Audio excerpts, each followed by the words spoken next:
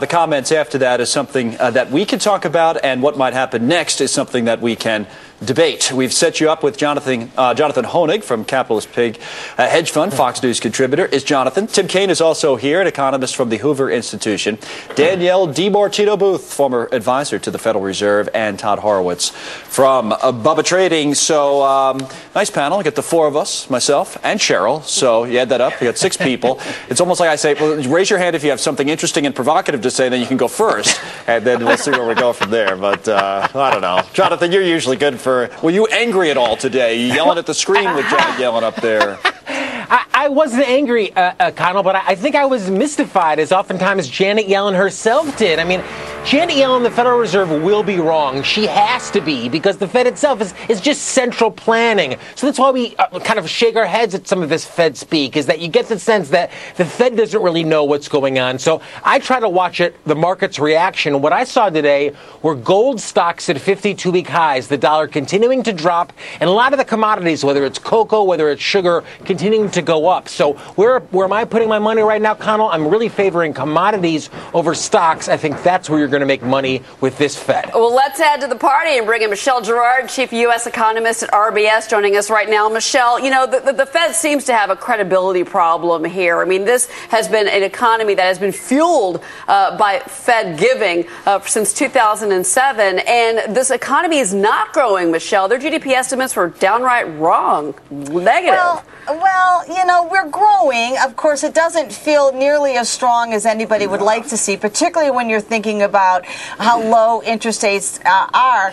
I tell you, though, the takeaway I thought from the FOMC today, from particularly the Fed chair's press conference, is that the Fed isn't particularly confident that we're going to continue to make progress on the labor market. We're going to continue to get growth. There's so many uncertainties. To me, this sounded like a Fed that isn't sure, as you said, about the outlook, and therefore couldn't really give us very much guidance about where interest rates are ultimately headed. If you did one of those, whatever they call word bubbles, whatever they do after some of these things, that I'm sure they could have done it with, and maybe somebody already has on Twitter, Danielle, or somewhere else, and come up with this, I'm sure it would be uncertain, right? That would pop up. It's not like we always want to know what's the Fed's plan. They seem like they want to know, too, that they don't really know, right?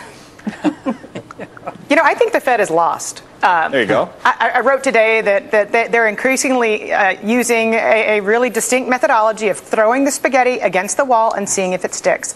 To strike a little bit more serious tone, when we had the incident occur in Orlando, that sent the odds of a Brexit rising appreciably in the polls, and I think that was kind of the one last thing. Given people forget very quickly how hawkish Janet Yellen and other Fed speakers have been in recent weeks, and insistent upon ignoring the data that's been worsening, and insisting that they're going to raise rates in the coming months. Those are her words.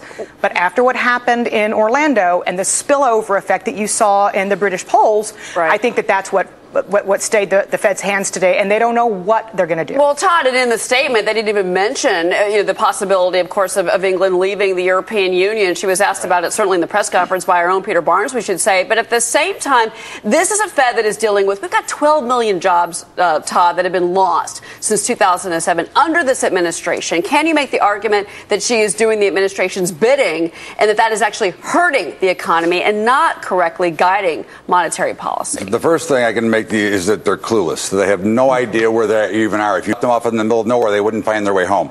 Oh, man. There is no real growth. That's the first issue that we have to deal with. You continue to talk about job growth and job creation. We put $4 trillion into the system, and we have nothing. We have a middle class that is shrinking, that is being wiped out every single day because they won't raise rates. If they will not raise rates and won't step up to the plate, let the stock market fall, then what's going to happen is the banks aren't going to lend money, and the average guy, the average entrepreneur, businesses will not be able to borrow money, which means we're not going to see new hiring except for crappy jobs. And that's the problem when you don't allow an economy to have free markets, price discovery, and let the markets grow on their own. Well, we have two commentators in a row, Tim, who have characterized the Federal Reserve, as you heard, as lost and clueless. So I don't know if I should go back to Michelle as the defender of the Fed, but I'll give you a shot because you haven't had your chance yet. Do not come to me for fine. So I'll say that's it. I don't think Honig wants to defend that, but or maybe he does. But Tim, it's your turn. So lost and clueless.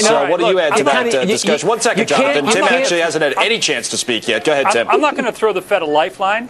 I won't throw the Fed a lifeline, but I'll say this. I think they're independently making a really bad decision. The fact that we opened the show talking about it's been almost 10 years since we've seen the Fed raise rates. I mean, they've been stimulating.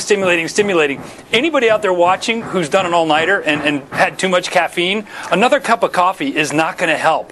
So I'm really worried that they've overstimulated the economy, and we're setting the economy up for a fall. Look, the unemployment rate is 4.7%. It's really tight. The reason that people have left the labor force, the Fed is powerless to do anything about it. It needs to recognize that. You know, at the same time, though, Jonathan, you have to wonder if we've had Fed speak overload over the last several years. Now we've got press conferences, we've got coffee. We might as well have crumpets along with this situation we're seeing this afternoon. And, of course, all the Fed governors, the voting members going out and talk.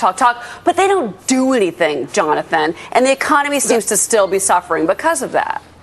Yeah, I mean, Alan Greenspan, Cheryl, was undecipherable. But even after, the supposed transparency now, it's even more difficult to understand. And I think what's frustrating for us as investors is that you quickly realize that the Federal Reserve is subjective. They're not operating on any objective rules. What I'm saying, Jonathan, they're talking too much. I mean, all they do is talk and talk. But so I understand what they're saying. Greenspan, I'm not even sure that was English. This is all English. If I could jump in for just a second.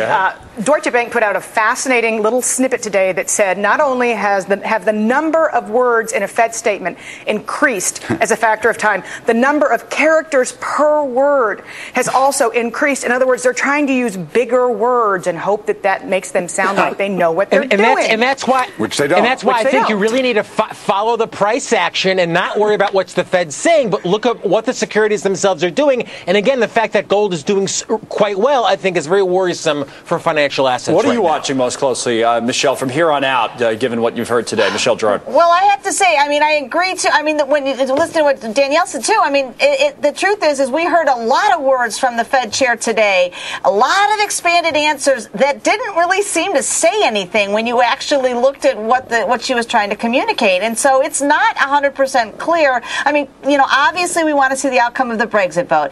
Obviously we want to see how the June jobs report is going to look. But I have a sense it's going to take more from this Fed. And I agree also with what's been said. I'm an optimist about the economy. I'm concerned about some of the trends that we've seen emerging. I'm watchful. The bottom line is the Fed has missed their opportunity, right? If they had moved to raise interest rates up off of zero a year or two ago, they would rightfully be sitting in a much more comfortable position watching as all of these uncertainties play out. Now they're kind of in an awkward position because they really probably shouldn't be raising interest rates, but they recognize rates are uncomfortably low, and they're kind of caught in between, and they're in a very difficult position. Well, thanks to all of you. It's an expansive panel today. I was keeping track of everybody's airtime, so apologies to Tim Kaine, who spoke for 46.3 seconds, but that's fine the next time around. But it made some very good points, I must say. Thanks to everybody involved. Cheryl. All right. Well, Connell, we got